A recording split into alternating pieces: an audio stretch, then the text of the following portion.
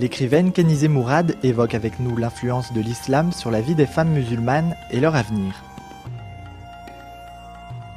Kenizé Mourad, bonjour. Bonjour. Vous affirmez que l'islam a amélioré la vie des femmes. Qu'est-ce que vous entendez par là? Écoutez, je n'ai jamais dit ça. Je suis absolument scandalisée quand j'ai découvert le titre de la Nouvelle République. S'ils avaient mis au 7e siècle, l'islam était un instrument de libération de la femme, d'accord.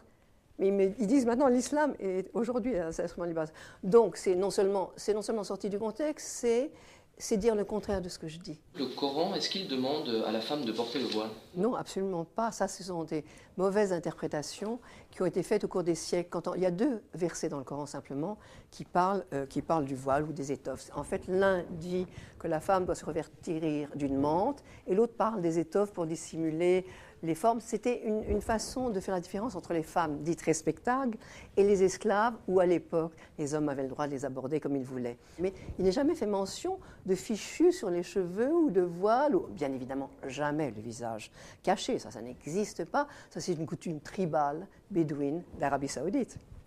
Vous êtes optimiste quant à la situation de la femme musulmane dans les années à venir? Je suis moyennement optimiste.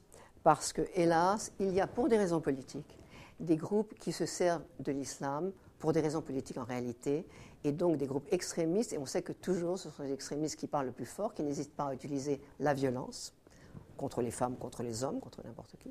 Et donc je suis moyennement optimiste, mais ce que je sais, c'est que de toute façon, ces pays ne s'en sortiront que lorsque les femmes auront retrouvé une certaine indépendance et auront leur mot à dire. J'ai beaucoup d'espoir. Je pense que les femmes musulmanes ont beaucoup de force et qu'elles ont un grand avenir. Merci, Kenizé Mourad. Merci.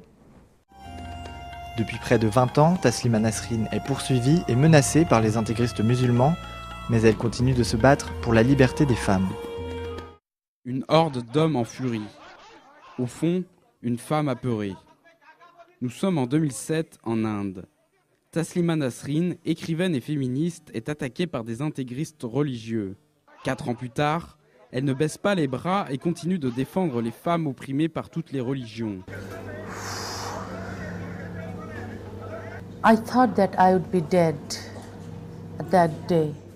J'ai cru que j'allais mourir ce jour-là quand ils m'ont attaquée. Mais j'ai eu de la chance. This kind of incidents make me more Ce genre d'incident me rend plus déterminée, plus engagée, plus forte que jamais. Committed to my cause, make me stronger than ever. La liberté d'expression a un prix. En exil depuis 1994, elle est toujours menacée de mort par les islamistes de son pays, le Bangladesh. Elle ne vit plus comme elle le voudrait. En ce moment, je vis en Inde, mais pas librement. J'ai tout le temps peur, je suis angoissée. Peut-être que quelqu'un va venir me tuer. Je suis en permanence protégée par la police. Taslima Nasrine a pu ne jamais porter le voile. Cette liberté-là, elle le voudrait pour toutes les femmes. Entre méconnaissance et méfiance, le port du voile suscite de nombreuses interrogations, retour historique sur l'évolution de cette pratique. Loin de la polémique, le public venu en masse a découvert un autre visage du voile.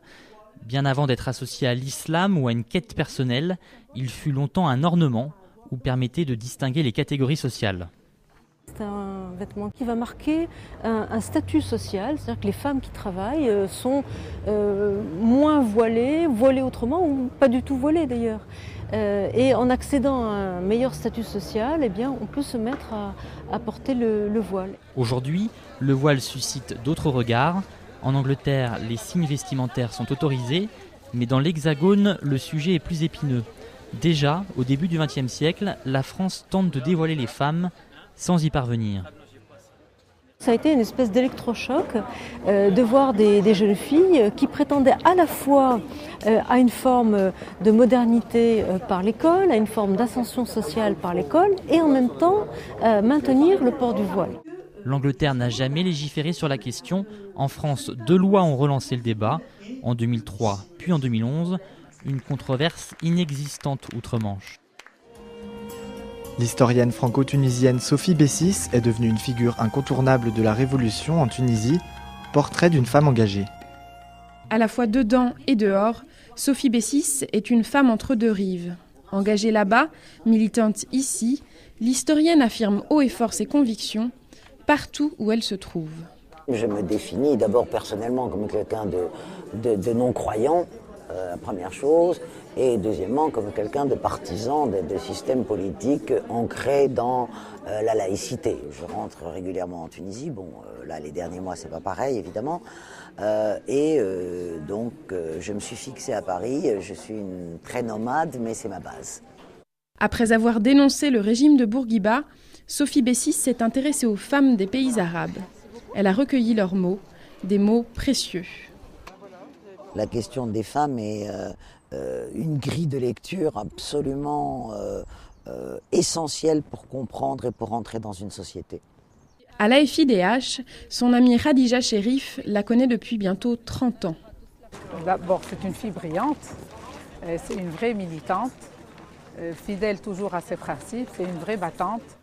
Si Sophie Bessis n'aime pas parler d'elle, c'est aussi parce que son combat est consacré aux autres.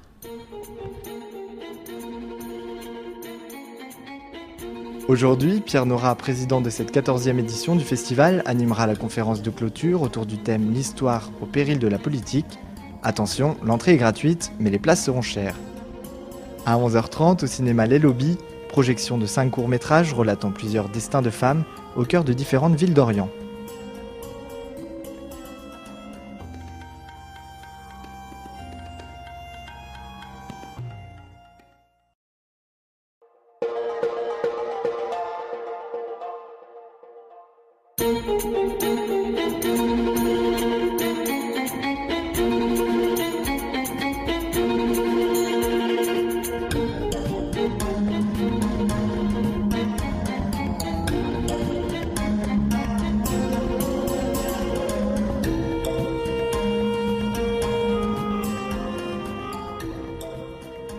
Gilles Kepel, spécialiste du monde arabe et professeur à sciences politiques, était au château de Blois jeudi. Nous l'avons rencontré après sa conférence sur les révolutions et les contre-révolutions dans le monde arabe. Gilles Kepel, bonjour. Bonjour. Après avoir vécu ces révolutions arabes, les pays sont actuellement en pleine transition. Pourtant, on voit qu'il y a certains soucis, notamment au niveau de l'Égypte. Est-ce que les pays peuvent réussir véritablement leur transition démocratique ? En Égypte, la situation n'est pas du tout simple. Ça tient aussi au fait qu'en Tunisie, la révolution a vraiment été faite par la population. En Égypte, elle a été surtout le produit d'une scénographie qui s'est passée sur la plus grande arène du pays, la place Tahrir, la place de la Libération.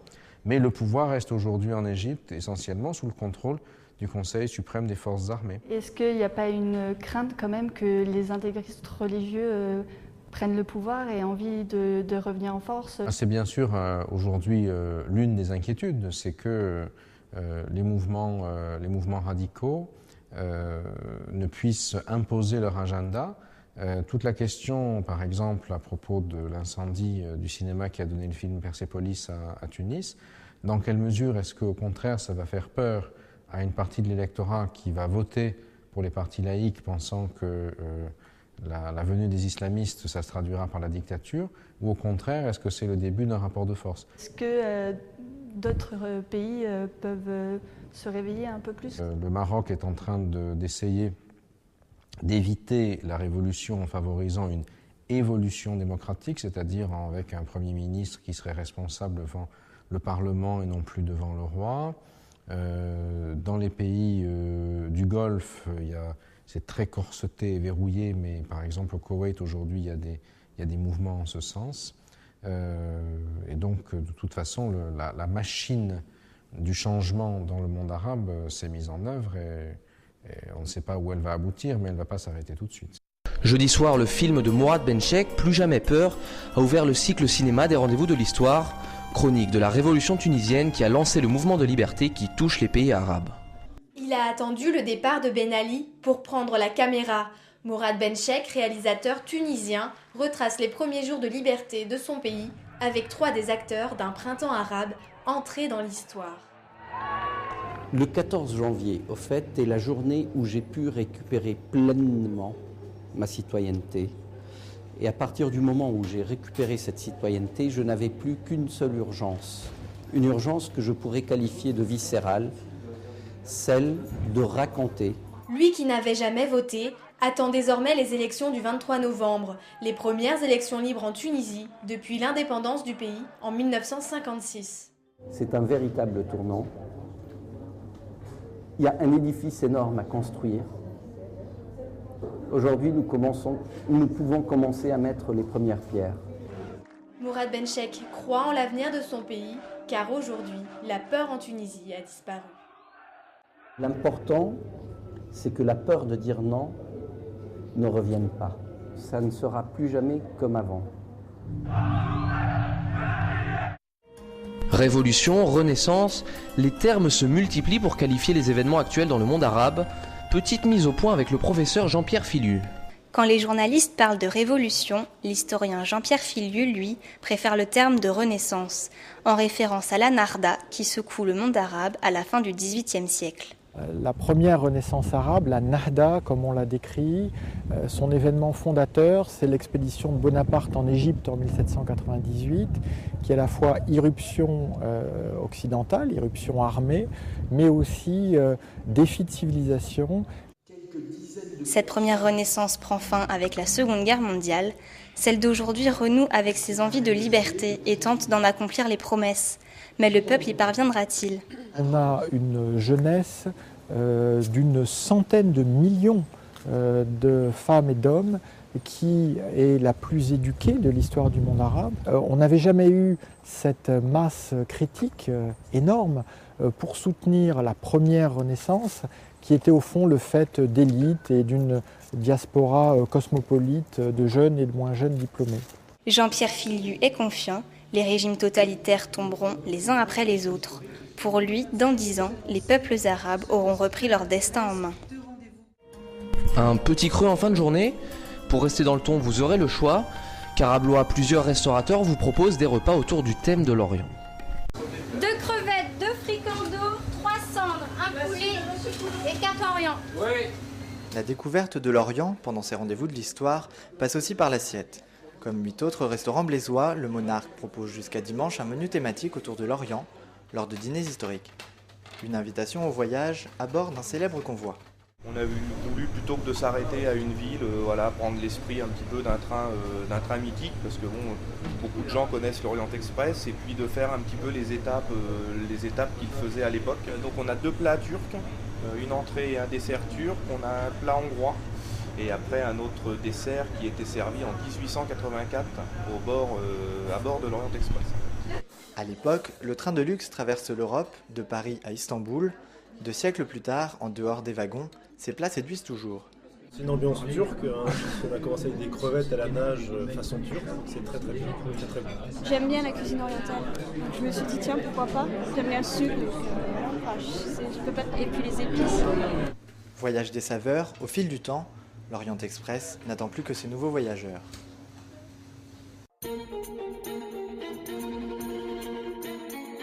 Et au programme aujourd'hui, la conférence intitulée « Retour sur 30 ans de politique arabe de la France ». Une conférence donnée par Hubert Védrine, ancien ministre des Affaires étrangères et ex-conseiller diplomatique de François Mitterrand. Rendez-vous à la Maison de la Magie à partir de 11h jusqu'à 12h30. À partir de 12h15, l'écrivain Abdelwahba Meded présentera son ouvrage « Le printemps de Tunis, la métamorphose de l'histoire », un café littéraire qui se tiendra à la Halle aux Grains jusqu'à 13h. Et puis ne manquez pas le concert Promenade en Chine, interprété par l'ensemble de clarinettes de Paris, accompagné de la chanteuse Wei Chen et dirigé par François Boët.